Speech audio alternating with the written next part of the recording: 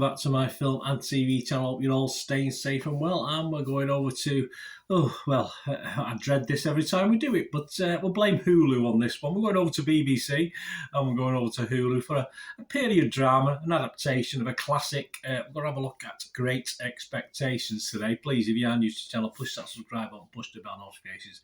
Great to have you on board. Everything film and TV, of course, reviews, information, vlogs, lots of stuff. And if you are pushing buttons, you can press that little like button. I say it's for me, not for this review or what we're looking at today. I don't. Obviously, that's what happens with it. I've had not necessarily on films, but different things. I've had sort of thumbs downs to things because what I'm talking about, people didn't like it. Not, the actual like Great Expectations that I'm going to talk about today. Obviously, I might have agreed with them and said it was rubbish or it was good or whatever. But you have people saying, "Oh, it was a rubbish film," and giving you a thumbs down for it. But it's not what it's about. It's about the person doing the review and giving the information, which is me. So. Very unusual, but hey, that's how it is. So we're going to look at that Great Expectations today. If you press those buttons, I'll be very, very grateful. I'll try to get at least 10 likes if I can. If you can get me to that figure, that'd be wonderful. Yes, developed by Stephen Knight, this one, based on the novel, of course. By Charles Dickens. A critique of the class system, Dickens' novel was published back in 1861. I remember it well. Since the Franco-Prussian War, 1860. That's one thing I remember from history. It was first released in weekly chapters in December 1860, so at the time of the Franco-Prussian War. It premiered on BBC One on the 26th of March, and I've not been able to binge watch this. It wasn't on BBC iPlayer, unfortunately. It must be a sort of deal that they do with Hulu. So I've had to watch this weekly, and I've just managed to watch the last episode now. And as I say, it premiered on BBC One on the 26th of March and followed with a USA premiere on FX on Hulu later the same day. And we got 6 episodes by about 50 minutes to 60 minutes, about 55 minutes approximately. How's it doing? Well, Joe Public are not impressed. Rotten Tomatoes audience, I don't have a breakdown of the figures, but 30% positivity, which is, so 3 out of 10 people said it was okay. The other 7 said not. Internet Movie Database, just 4.9 out of 10. That's based on 2,000 scores and reviews. So it doesn't bode well. We'll have a look at the critics in a minute, but of course the public aren't liking it too much. Well, Great Expectations, if you've lived on a desert island, is a coming-of-age story, of course, of Pip, an orphan who yearns for a greater lot in life, don't we all? Until a twist of fate and the evil machinations of the mysterious and eccentric Miss Havisham shows him a dark world of possibilities. Under the great expectations placed upon him, hence the name, Pip will have to work out the true cost of this new world and whether it will truly make him the man he wishes to be. Of course, it stars Fionn Whitehead as Pip.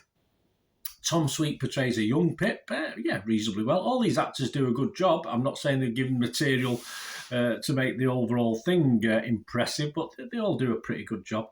Johnny Harris as Magwitch, Tristan Gravel as Compeyson, Owen MacDonald as Joe, Hayley Squires as Sarah, Tim Keat as Mr. Wopsle, Matt Berry as Mr. Pumblechook, some great names, Olivia Colman as Miss Havisham, of course, Ashley Thomas as Jaggers, and Shalom Broom Franklin as Stella. Rotten Tomatoes critics, let's have a look at that now. We've seen who's in it. Yes, they're very similar to the public, just 39% positivity. That's based on just 28 critics reviews, so not a massive lot, but I can't see it altering too much. And it's got an average score of just 5.5 out of 10, which is a bit disappointing. The website consensus says, even with the inestimable Olivia Colman as a ringer, Stephen Knight's try-hard reimagining of Dickens' masterwork falls well below expectations. See what they did there? Metacritic, the other site, we'll look at the other critic site. Just 52 out of 100, so very similar. That's based on 17 critics. 4 were positive, 10 were mixed, and 3 were negative. And it scored anywhere between 20 out of 100 and 100 out of 100. Yeah, I don't believe hundreds out of hundreds, as you know. RogerEbbett.com there, Nandini Balial only scored at 25 and said, those 5 actors, Coleman, Needham, Berry, MacDonald and Thomas, are carrying a production so badly written and so tritely directed and photographed and scored that viewers will struggle to stay awake. Yeah, bit harsh, but I'm sort of on the same lines there. The Wall Street Journal, John Anderson, gave it 50 out of 100. He was halfway. He said, And expanding the story the way he has and giving far more room to characters who were perfectly Dickensian in their economy, Mr. Knight has lost much of the subtle psychology, especially regarding Havisham. Dickens was pretty adept at providing just as much about a character as was needed to make his point. Mr. Knight gives us more, and the point becomes elusive. The Guardian's Lucy Mangan, she was okay on it actually. Lucy can be a bit critical, but she was reasonably happy. So the Guardian here in the UK, she gave it 60 out of 100. She said, Coleman is a predictably excellent self. There's a risk she will reduce everything else to filler while viewers await her next mesmerising appearance. I would have to agree with Lucy there, although I'm not quite as positive on the score. Right, before we go, guys, as I say, not the greatest response from the public or the critics. What about me? What about yours truly? Yes, if it was a Rotten Tomatoes report I was doing, I would count this as rotten. Yes, I won't go fresh on this.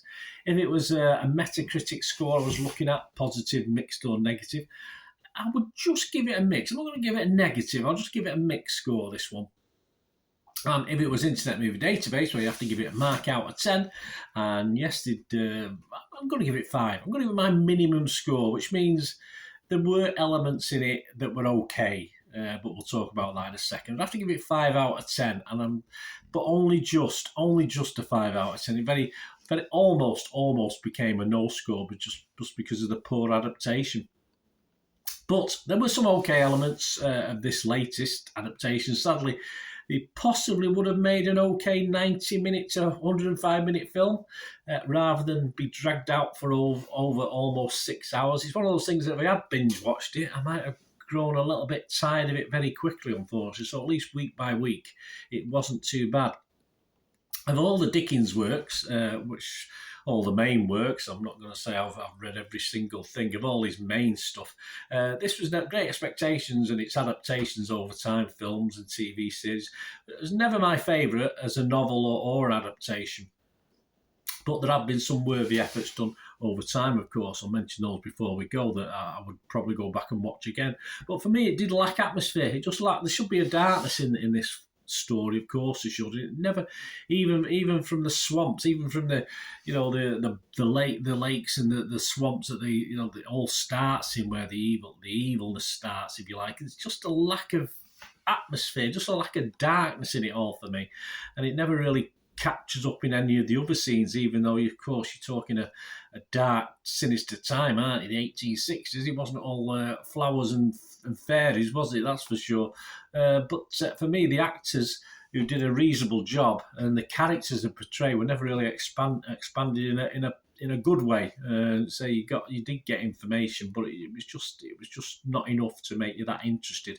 As for instance, Olivia Colman is just the example of a wasted opportunity. As like many others, her abilities are not matched by a very poor script. So overall, a disappointing update on a Dickens staple, of course. Only makes me want to go back and read the original or listen to it on audiobook, the original Great Expectations. I've now got the urge to do that. Or watch the 1946 John Mills version, which I would love to watch again. Or even, sad to say, I would even struggle through, and I wouldn't say struggle because I quite enjoyed it, but I'd even watch the Gwyneth Paltrow, Ethan Hawke offering from 1998, the modern update of it, rather than perhaps sit through this again, which was a little bit disappointing. So there you go. Let me know what you think, guys. It'd be great to hear from you. What your thoughts are on this. I say, bit disappointed. I know we're always trepidation, as we said, with BBC. HULU seems to have tightened them up a little bit, but a little bit of a disappointing 2023 adaptation of what is one of the sort of period drama classics, of course. Thanks for watching, guys. Until we meet again, that's one thing, don't I? Please stay safe, everyone. Bye for now.